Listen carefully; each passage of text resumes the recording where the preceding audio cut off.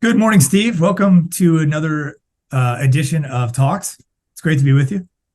Hey, buddy. Good to see you. Great to be with you. Thanks for having me. Yeah, of course, of course. So, topic for today, connecting with yourself. How do you Yeah. know? I mean, what does that mean, you think? Yeah, it's a great topic, and I think it's something that evolves over time. Mhm. And prior to us uh, hitting record, you mentioned, how do we know when we're not connected with ourselves? Yeah. And I would submit that I know that I'm not connected with myself based on my degree of anxiety or comparison. Hmm. Right. So if I'm experiencing a certain degree of anxiety, my guess is I'm not grounded in myself. And if I find myself comparing people, places, or things to my circumstances, then I'm definitely not connected to myself and my reality. Yeah. So those are two telltales right there that you have a sense of anxiety. And I mean that really that is a big one too, especially because I coach people, I talk to people about like, we have to try to do this and whatnot. And sometimes even though I created a space in the morning where I'm meditating and things like that, I'm like, oh wow, there's not I'm kind of misaligned, if you will. Right. And it does feel like anxiety too. It does feel like like I've almost like I've gotten too wrapped up in the activity and not enough focus on just the being, right? Yeah, really well said. It's so easy, that old cliche, we're human beings, not human doings. Yes, I love that. And it's just so easy in this influencer culture to think about doing and productivity and achievement and acquisition. And it takes me out of myself. It makes it less of a human experience and more of this automatic or robotic experience, which contradicts really my human needs. Yeah, Like, when was the last time that I was willing to say, I'm tired and need to lay down and take a nap? right. Like, that's just not promoted. No, it really isn't. It really isn't. And that's funny that you use that example because, there's been times where in my life where it's like I need a nap in the middle of the day for whatever reason. And I'm like, no, no, no. I mean, what kind of weirdo needs a nap in the middle of the day? I think based on what I kind of know, probably most people, I mean, there's a lot going on. So that's interesting that you brought that up. That really resonates with me. So I guess everybody's got their triggers, right? Where they realize, oh man, I'm not exactly as connected as I'd like to be with myself. Maybe it's anxiety, maybe it's just maybe it could be what it is. So for you, it's anxiety. So what do you do at that point to kind of reconnect with yourself? Well, I think in the moment for me, because I tend to be uh, more reactive than responsive, what I've learned to do is to review the situation empathetically and compassionately. See, historically, I'd be like, okay, um, I could have managed that different. And I try to make change in real time. And what I've realized is, because the genie's already left the bottle, it's virtually impossible for me to make real time change. So what I've learned to do is to try to create some space between me and the situation.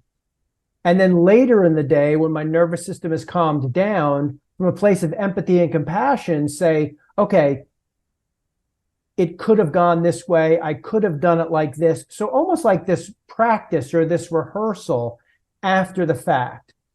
And I Yeah. think it just needs to be this commitment to, this whole idea of personal development can be very punitive, but it's like, I'm interested in improving because I'm interested in being a better person for myself and for everyone I meet and I greet. So that to me has to be the motivation. Yeah. Yeah. No, I think the last thing that you said resonates with me because you mentioned that, a lot of times it's not intuitive to us that becoming our best self really will improve. That's what our loved ones need from us. That's what our jobs need from us. That really is key, right? So when you're your best self, I mean, that's how you usually enter a relationship, right? We're being our best selves at that point in time.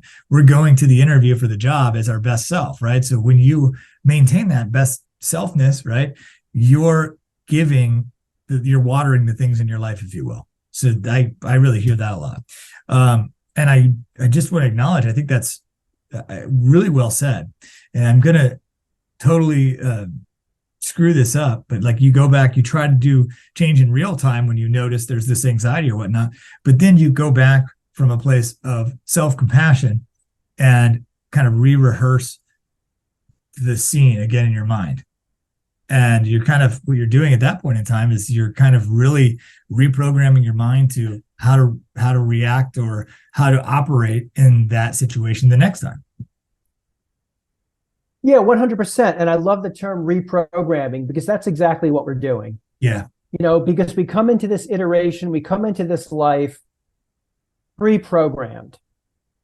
And whether you believe it or not, I think there's an easy way to determine whether or not you're pre-programmed.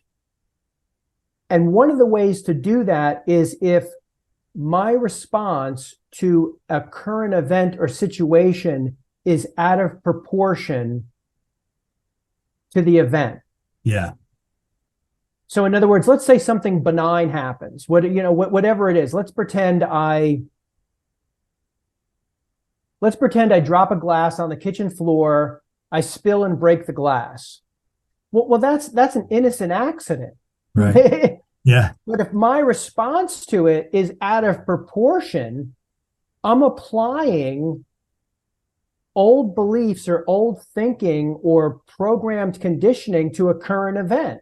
Yeah. What's keeping me from responding to this relatively benign event in a way like, oh, gee, I can't believe I just dropped that glass. Let me clean it up. Yeah.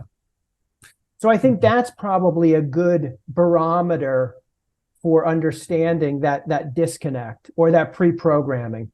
Sure. Yeah. I think it's interesting because I think what I'm hearing you say is that there's different ways and different parts of yourself that you can align with or might need adjustments, if you will. And, I guess we're kind of talking about like a cognitive or psychological alignment, right? You're going back after you're actually training yourself.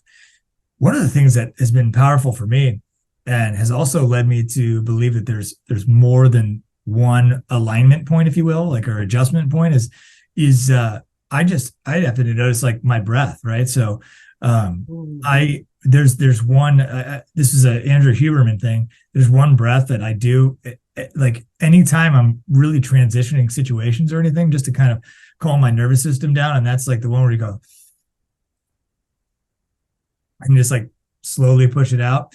Yeah. And research shows that just calms your nervous system down to such a degree where you're relaxed. And for me, the thoughts are so crazy, I've got to start somewhere else because it's just like, trying to herd cats as far as, going back and, self-compassion. And I've got, what were we even talking about again? And, I've got a cat by the tail and then, the whole thing goes bad.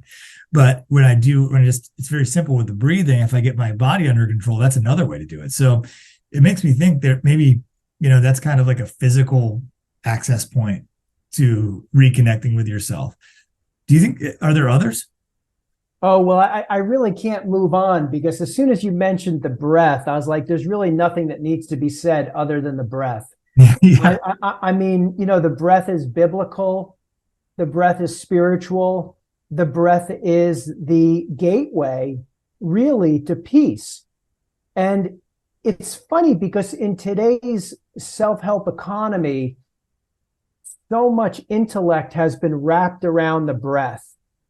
And what's interesting about the breath is that it's natural and it's involuntary.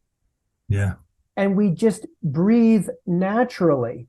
But to your point, because I'm so disconnected from myself, I'm so disconnected from my breath. And really, that point of reconnection, I don't know how it could be any deeper than reconnecting to your breath. Yeah. I mean, I'm so glad you brought that up. And one of the things that I look for in a breath awareness practice is a free and easy breath. I'm not talking about controlling the breath or manipulating the breath. I'm just talking about at that moment in Shavasana or seated meditation where all of a sudden, without you doing anything, there is this massive inhalation and just free and complete exhalation, like pouring water in and out of a vase, you know? Yeah. So the breath, I mean, the breath is it, man. Yeah. And it's funny, it doesn't take long either. You know, that's the one thing that always shocks me. I mean, like I said, it's, you know, realizing this stuff over and over again is that when, you know, 5 breaths is usually, for me, that doesn't take long. And I've completely changed my state and reconnected with myself. So. Yeah. I'm really, really glad you mentioned it. It's so important. It's really very intimate, and it's very simple. Yeah. Yeah. It doesn't require a lot of effort. Yeah. Yeah. I appreciate that. You're powerful. Well, I guess to anybody listening, you know, we very much started at the intellectual point, and we got to kind of this physical or like somatic way to realign with yourself. What are some other ones? Maybe you can leave those in the comments. But Steve, I think that's a good place to leave it. What do you think? Yeah, absolutely, man. I think closing with the idea of taking a free and easy breath is a great way to conclude. So thanks for bringing it up. Yeah, of course. Well, I look forward to talking again next weekend. Absolutely, man. Thanks so much for hosting it. Yeah, anytime. Talk to you soon.